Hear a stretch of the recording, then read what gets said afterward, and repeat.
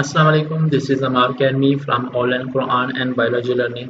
बच्चों, आज का हमारा जो टॉपिक है वो 10th क्लास की बायो है, चैप्टर नंबर 2 है और टॉपिक का जो नाम है वो आपके सामने लिखा हुआ है जिसका नाम है होम्योस्टेसिस इन ह्यूमन।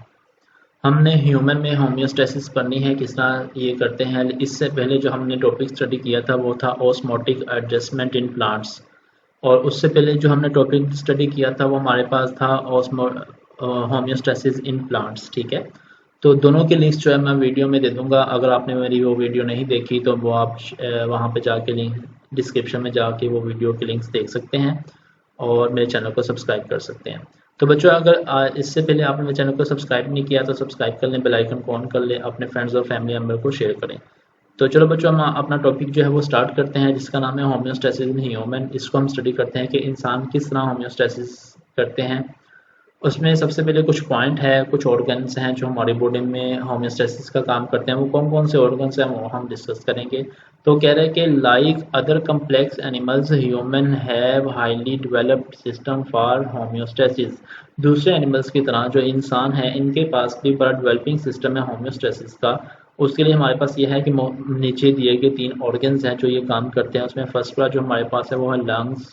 लंग्स क्या करता है? Remove excess carbon dioxide and keep in balance. वो क्या करता है? लंग्स की कार्बन डाइऑक्साइड को बाहर रिमूव करता है और हमारी बॉडी के का जो बैलेंस है ऑक्सीजन का और कार्बन डाइऑक्साइड का वो मेंटेन रखते हैं। दूसरा हमारे पास आ जाता है स्किन। स्किन क्या करती है? Perform role in the maintenance of the body temperature and also remove excess water and the salt. ये क्या करती है कि ये हमारी बॉडी का जो टेम्परेचर है वो मेंटेन करने में हेल्प करती है और इसके अलावा जो एक्स्ट्रा वाटर होता है या साल्ट्स होते हैं उनको भी ये रिमूव कर देती है। थर्ड वाला जो पॉइंट हमारे पास वो है the kidney filter excess water salts urea and uric acid. जो किडनी है वो क्या करता है? वो फिल्टर करता है हमारे वाटर को, साल्ट्स को, यूरिया को, यूरिक एसिड्स को, जो कि एक वेस्ट मटेरियल है और जो हमारे यूरिन में जो है वो मौजूद होते हैं। तो ये 3 ऑर्गन्स हैं जो हमारी बॉडी के होम्योस्टेसिस का काम परफॉर्म करते हैं। हम इन तीनों को एक एक करके डिस्कस करेंगे और सबसे पहले हमारे पास आ जाती है स्किन। तो स्किन की बात करते हैं कि स्किन किस तरह ये काम जो है वो करती है।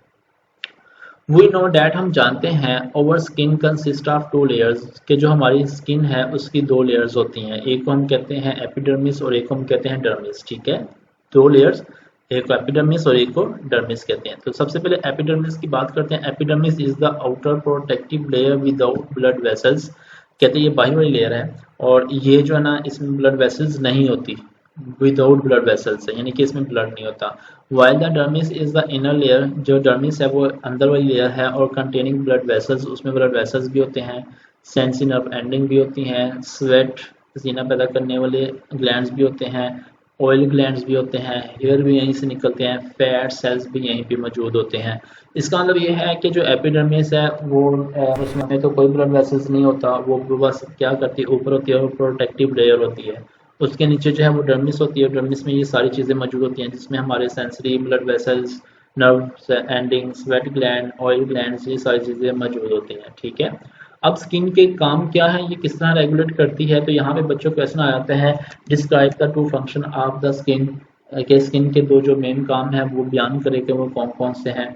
तो या ये भी क्वेश्चन आ सकता है, how skin maintain over body temperature, कि वो जो बॉडी टेम्परेचर है वो स्किन हमारी बॉडी का किस तरह करती है। तो दोनों क्वेश्चन आ सकते हैं। दोनों क्वेश्चन का जो है आंसर यहाँ पे मैं आपको बताता हूँ। यहाँ से स्टार्ट हो रहा है स्किन से, तो यहाँ पे इसका फंक्शन भी स्टार्ट हो रहा है। यहाँ पे आप ऊपर हेडिंग दे सकते हैं फंक्शंस की। तो यहाँ पे मैं आपको बताता हूँ कि स्किन क्या करती है। Skin perform important role in the regulation of the body temperature. ये बॉडी टेम्परेचर को मेंटेन करने में बहुत अहम किरदार अदा करती है। कैसे करती है वो आगे बता रहा है। The thin layer of fat cells in the dermis insulate the body. एक बारीक सी तय होती है फैट्स की जो कि डर्मिस में होती है, वो क्या करती है? वो इंसुलेशन का काम करती है। इंसुलेट क्या होती है बच्चों? इंसुलेट ये होता है कि अंदर का जो टेम्परेचर उसको अंदर रखना और बाहर के टेम्परेचर को अंदर ना आने देना, इसको कहते हैं इंसुलेशन। तो वो जो फैट की लेयर होती है वो यही काम करती है कि हमारे अंदर बॉडी का टेम्परेचर बाहर नहीं जाने देती, जिसकी वजह से हमारी बॉडी का टेम्परेचर मेंटेन यानी कि 37 सेल्सियस तक रहता है।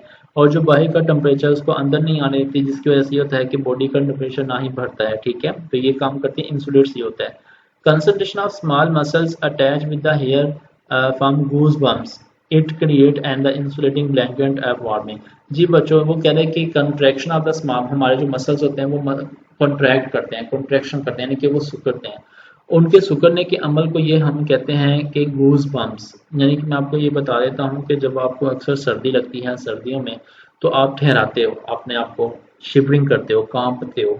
तो पता है उस कांपने को हम क्या कहते हैं? Contraction of the small muscles. वो हमारे स्मॉल मसल जो है वो कॉन्ट्रैक्ट करते हैं और उसकी वजह से ये होता है कि हमारी जो सर्दी है वो कम हो जाती है। और दूसरा ये काम होता है कि हमारे जो हेयर होते हैं वो जब मसल्स कॉन्ट्रैक्ट करते हैं तो वो खड़े हो जाते हैं और इस अमल को हम नाम देते हैं गूज बम्प्स। ठीक है।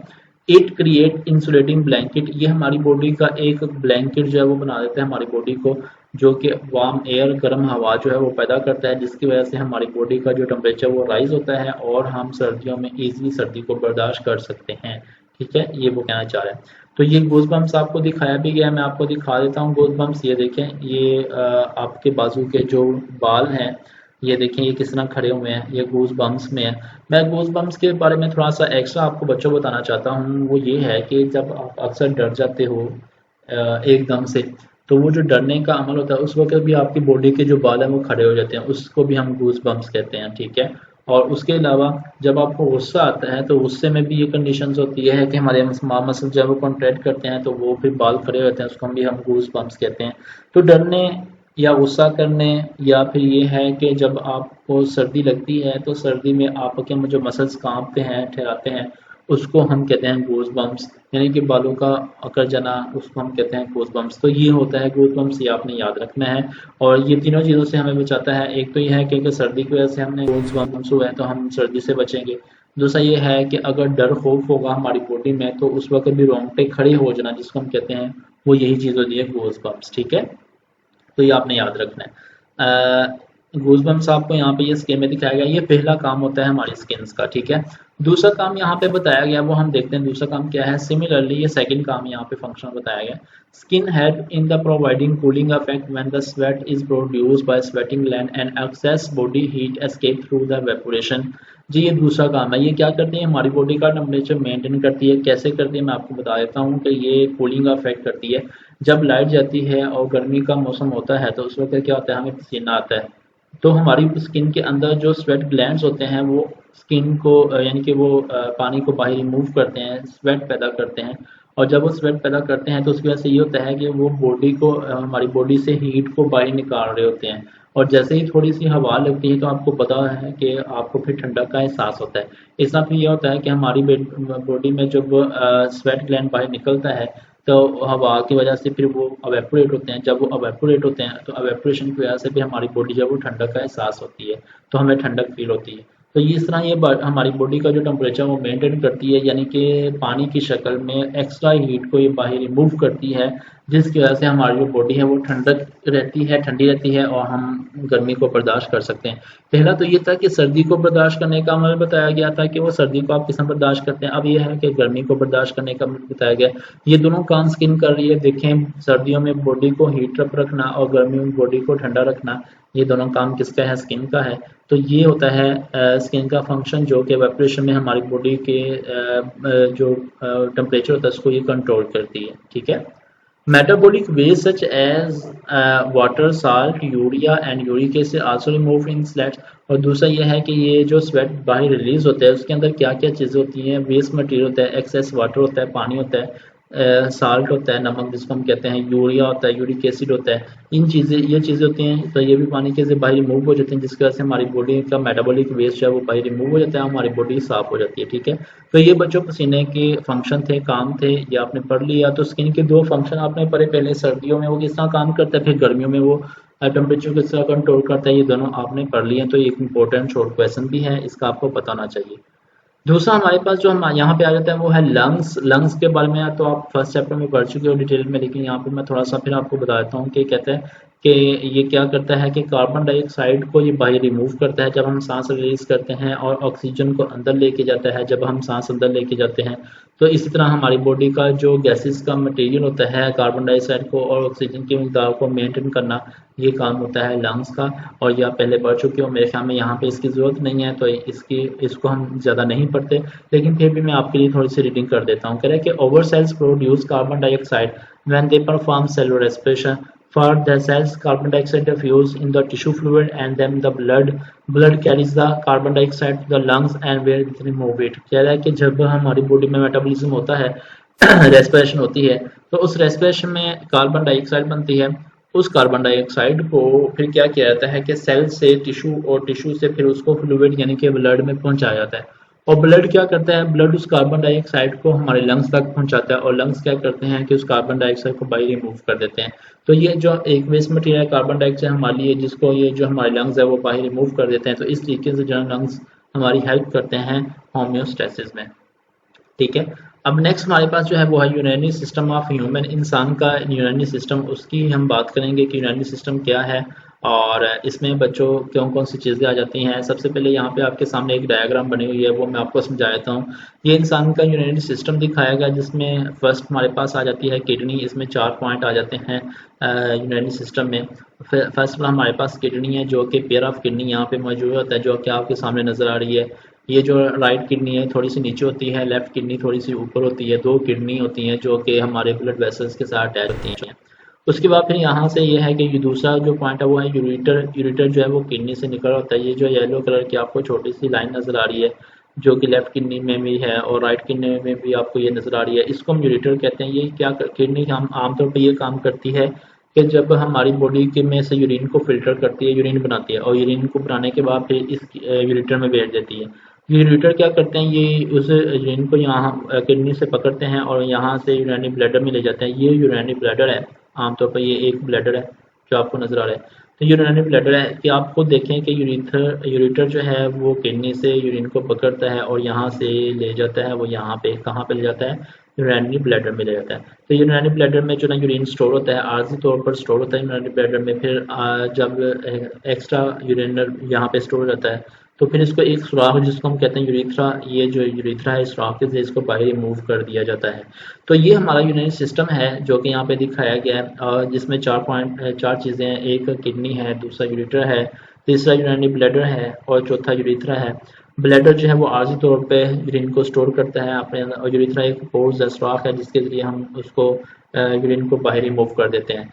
इसके बारे में हम पढ़ते हैं तो कह रहा है कि the excretory system of human is also called the urinary system. इसको पॉइंट आउट कर लें बच्चों, ये आपकी डेफिनेशन भी बनती है। कहते हैं जो एक्सक्रीटरी सिस्टम है इंसान का उसको हम यूरिनरी सिस्टम भी कहते हैं। It is form of 1 pair of kidney, ये बनता है एक किडनी के पेयर से। A pair of ureter number 2, एक यूरेटर का पेयर होता है। अ यूरिनरी ब्लैडर, एक यूरिनरी ब्लैडर होता है। एंड यूरेथ्रा और यूरेथ्रा होता है। ये 4 चीज़ें होती है। Number 1 kidney, number 2 ureter, number 3 urinary bladder और नंबर 4 यूरेथ्रा। ये 4 चीज़ें होती हैं। ये 4 चीज़ें मिलकर क्या करती हैं कि हमारा यूरिनरी सिस्टम बना रही होती हैं। किडनी क्या करता है, kidney filter the blood and produce urine, blood को फिल्टर करता है और यूरिन बनाता है। और यूरेटर क्या करता है, carry the urine from kidney to the urinary bladder. ये यूरेटर ये काम करता है, यहाँ से यूरिन को पकड़ता है यूरिनरी ब्लैडर में ले जाता है। यूरिनरी ब्लैडर क्या करता है, टेम्पोरली स्टोर द यूरिन, ये आर्जी तौर पर यूरिन को अपने अंदर स्टोर करता है until release the from the body, यहाँ तक कि जब तक इसको बॉडी से बाहर ना निकाल दिया जाए। और यूरेथ्रा क्या करता है, यूरेथ्रा इज द ट्यूब, एक ट्यूब होती है that carries urine from the urinary bladder to the outside of the body, जो क्या करती है कि जो यूरिनरी ब्लैडर से यूरिन को बाहर रिमूव कर देती है बॉडी से बाहर। तो ये चारों इसके फंक्शन भी आपने पढ़ लिए कि किडनी क्या करती है और यूरेटर क्या करता है, यूरिनरी ब्लैडर क्या करता है, यूरेथ्रा क्या होता है, ये सारी चीज़ें आपने डिस्कस कर ली। तो बच्चों हम अब नेक्स्ट जो हमारा टॉपिक है वो हमारे पास है स्ट्रक्चर ऑफ किडनी, लेकिन ये जो टॉपिक है ये हम कल स्टार्ट करेंगे, आज नहीं करेंगे। और किडनी के बारे में और नेफ्रॉन के बारे में डिटेल में पढ़ेंगे। तो आज के लिए यहाँ तक की काफ़ी है और मैंने आपको यहाँ पे स्किन का बताया है, यूरिनरी सिस्टम में जो 4 चीज़ें होती हैं उसके बारे में बता दिया आपको। और हमने इससे पहले लंग्स के बारे में पढ़ लिया। तो ये हमारा टॉपिक था आज का। इस टॉपिक को आप पूरा सुनिएगा, पूरा सुनने के बाद इसको याद कीजिएगा। अगर आपको कहीं से समझ ना आए तो आप मेरे से कमेंट सेक्शन में जाके कमेंट्स में पूछ सकते हैं, मैं इंशाल्लाह उसका आंसर आपको ज़रूर बताऊंगा। तो इंशाल्लाह कल जो है नए टॉपिक के साथ आपके सामने हाजिर होंगे। तब तक के लिए बच्चों अल्लाह हाफिज़।